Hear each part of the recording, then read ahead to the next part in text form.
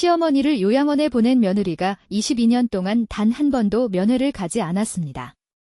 남편이 아무리 설득해도 며느리는 요양원 근처에도 가지 않았습니다. 시어머니가 돌아가신 날, 며느리는 장례식장에도 나타나지 않았습니다. 가족들이 다 봤습니다. 그런데 유품 정리를 하던 중 며느리의 손에 낡은 편지 한 장이 들려졌습니다. 편지를 읽은 며느리가 그 자리에서 주저앉았습니다. 22년 동안 시어머니가 숨겨온 비밀이 적혀 있었습니다. 22년 전, 정숙은 결혼과 함께 시골 본가로 들어왔습니다. 도시에서 나고 자란 정숙에게 시골 생활은 낯설고 힘들었습니다. 새벽 5시에 일어나 아궁이에 불을 지피고 소 여물을 주고 밭에 나가 일을 하는 생활이 매일 반복되었습니다. 시어머니 복수는 말수가 적은 분이었습니다. 칭찬도, 격려도 없이 묵묵히 일만 시켰습니다. 정숙이 실수를 하면 한숨만 내쉬고 직접 다시 하셨습니다. 그 한숨이 정숙에게는 비난보다 더 무거웠습니다. 어느 날 새벽, 정숙은 찻잔을 닦다가 시어머니의 애지중지하던 찻잔을 깨뜨렸습니다. 복수는 아무 말 없이 깨진 조각들을 주었습니다. 그리고 그날 밤, 정숙은 시어머니가 홀로 마당에 서서 달을 바라보며 우는 것을 봤습니다. 정숙은 자신 때문이라고 생각했습니다. 죄책감과 분노가 뒤섞였습니다. 시어머니가 자신을 미워한다고 확신했습니다. 남편 창호는 늘 어머니 편이었습니다. 정숙이 힘들다고 하면 창호는 어머니가 더 힘들게 사셨다고 했습니다. 정숙은 혼자라고 느꼈습니다. 이런 의미 있는 이야기를 더 많이 전하고 싶습니다.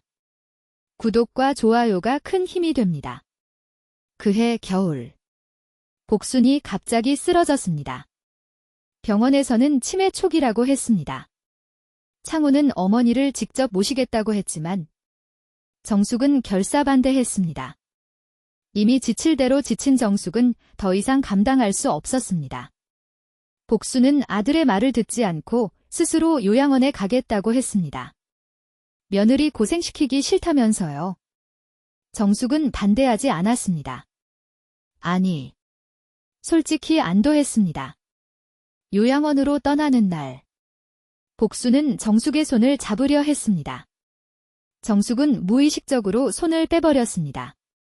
복순의 손이 허공에서 멈췄습니다. 그 모습을 창호가 봤습니다. 하지만 아무도 말하지 않았습니다.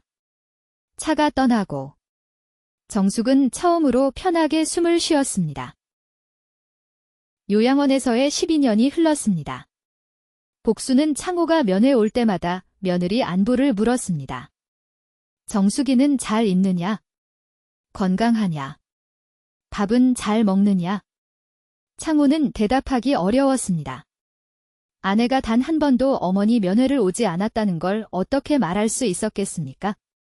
창호는 거짓말을 했습니다. 정숙이가 바빠서 못 왔다고. 다음에는 꼭 온다고. 복수는 알고 있었습니다. 며느리가 자신을 피한다는 걸? 하지만 복수는 원망하지 않았습니다. 오히려 미안해했습니다. 자신이 며느리에게 너무 차갑게 대했다고, 사랑한다는 말 한마디 못해줬다고 후회했습니다. 복수는 편지를 쓰기 시작했습니다. 며느리에게 보내지 못할 편지를. 첫 번째 편지에는 이렇게 적었습니다. 정수가, 내가 시집왔을 때 내가 얼마나 기뻤는지 아느냐. 아들이 좋은 여자 만났구나 싶어서 밤새 잠을 못 잤다. 근데 나는 기쁜 표현을 할 줄 모르는 사람이었다. 평생 그렇게 살았다. 내가 실수할 때마다 괜찮다고 말해주고 싶었다. 근데 입이 떨어지지 않았다. 내 탓이다. 두 번째 편지에는 찻잔 이야기를 썼습니다. 내가 깨뜨린 그 찻잔. 사실은 별거 아니었다. 근데 그날 밤 내가 운 건 찻잔 때문이 아니었어. 너무 보고 싶어서 운 거였다. 친정 엄마가. 그 찻잔이 엄마가 주신 거거든. 근데 너한테 그런 말 어떻게 하냐. 세 번째. 네 번째. 5번째 편지. 복수는 매년 며느리 생일에 편지를 썼습니다. 보내지는 못했습니다. 다 읽으면 며느리가 더 힘들어할 것 같아서. 편지는 서랍 깊숙이 쌓여갔습니다.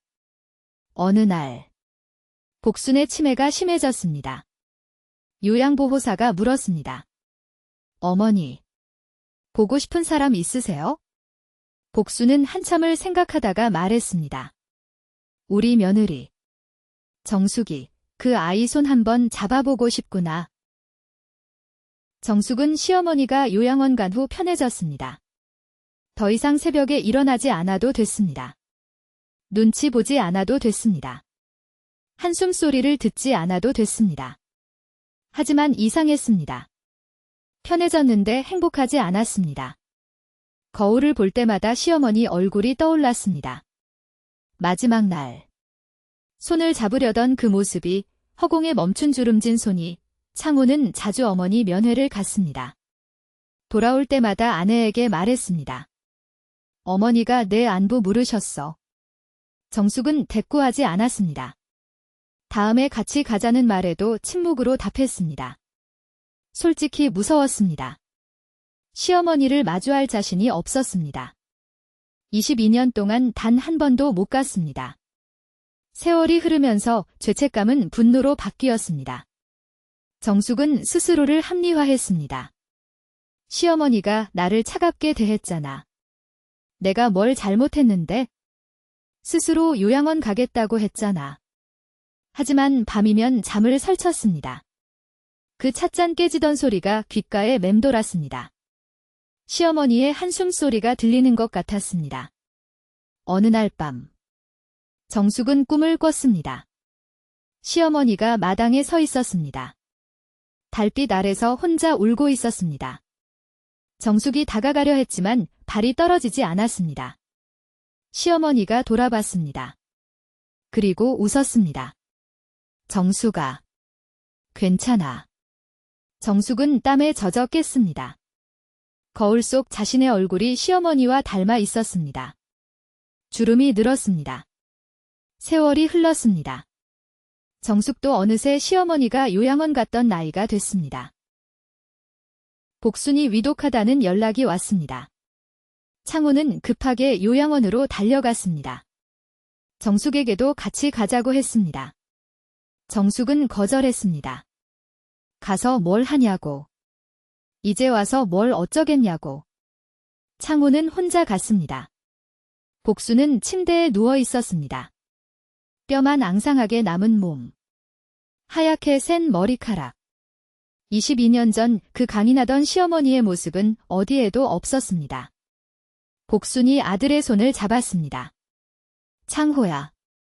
내 서랍 좀 열어봐라. 편지가 있을 거다. 창호가 서랍을 열었습니다. 두툼한 편지 뭉치가 있었습니다. 20장이 넘는 편지들.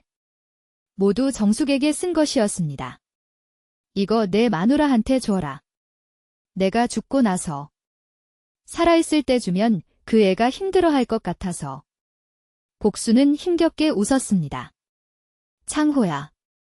정숙이한테 미안하다고 전해줘라. 내가 그 애 많이 힘들게 했다. 사랑한다고. 고맙다고. 그 말 좀 해줘라. 창호는 울었습니다. 어머니. 정숙이가 올 거예요. 기다리세요. 복수는 고개를 저었습니다. 됐다. 안 와도 된다. 그 애 맘 내가 다 안다. 내가 먼저 잘못한 거니까? 그날 밤. 복수는 눈을 감았습니다. 마지막까지 며느리 이름을 부르면서 정수가, 정수가. 창호는 아내에게 전화했습니다. 목이 메어 말을 잇지 못했습니다. 어머니가 돌아가셨어.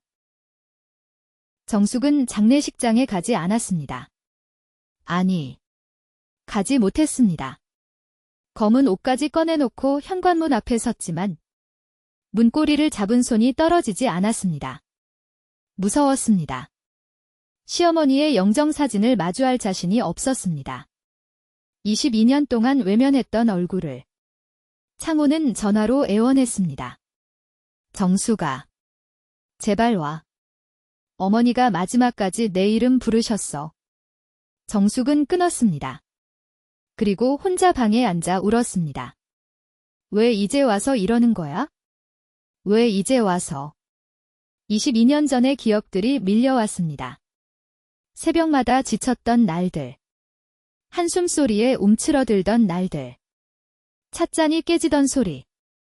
요양원으로 떠나던 날. 허공에 멈춘 시어머니의 손. 정숙은 거울을 봤습니다. 60이 다 된 얼굴. 시어머니와 닮아가는 얼굴. 그 순간 깨달았습니다. 자신도 언젠가 요양원에 갈 수 있다는 것을. 며느리에게 버림받을 수 있다는 것을. 전화벨이 울렸습니다. 창호였습니다. 장례 끝났어. 유품 정리하러 요양원 가야 하는데. 같이 가자. 정숙은 한참을 침묵하다 대답했습니다. 알았어. 갈게. 처음이었습니다. 22년 만에 처음으로 요양원에 가기로 한 것은 정숙은 검은 코트를 입었습니다. 손이 떨렸습니다. 요양원 방은 텅 비어 있었습니다. 시어머니가 22년을 보낸 작은 방. 창호는 물건들을 정리하기 시작했습니다. 정숙은 멍하니 서 있었습니다. 이 방에서 시어머니가 22년을 보냈구나. 혼자서. 창호가 서랍을 열었습니다. 그리고 편지 뭉치를 꺼냈습니다. 어머니가 너한테 쓴 거래? 죽기 전에 주라고 하셨어. 정숙의 손이 떨렸습니다. 첫 번째 편지를 펼쳤습니다. 정숙아. 내가 시집 왔을 때 내가 얼마나 기뻤는지 아느냐. 눈물이 흘렀습니다. 두 번째 편지. 내가 깨뜨린 그 찻잔. 사실은 별거 아니었다. 그날 밤 내가 온 건 친정 엄마가 너무 보고 싶어서였어. 정숙은 주저앉았습니다. 세 번째. 네 번째. 다섯 번째. 매년 정숙의 생일에 쓴 편지들.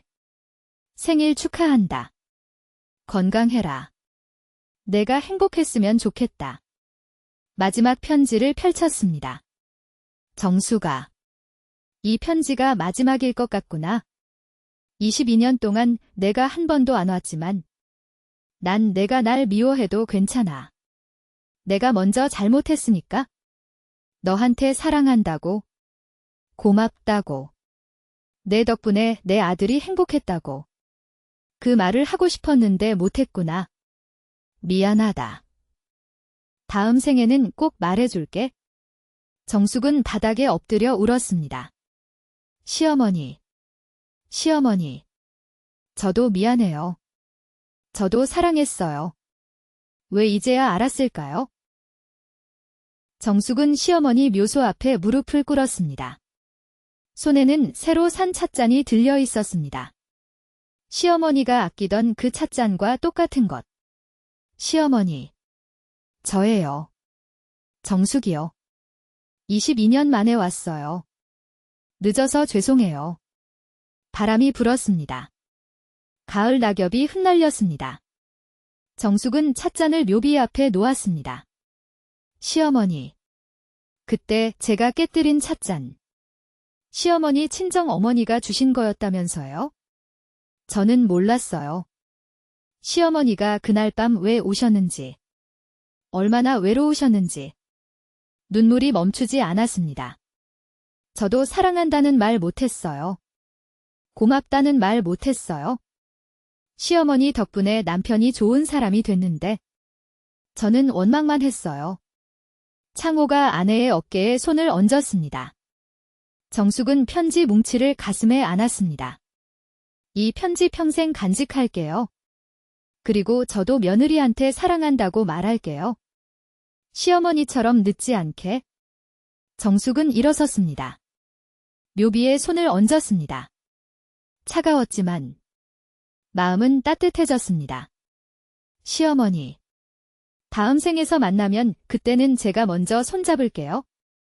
그때는 안 빼버릴게요. 약속해요.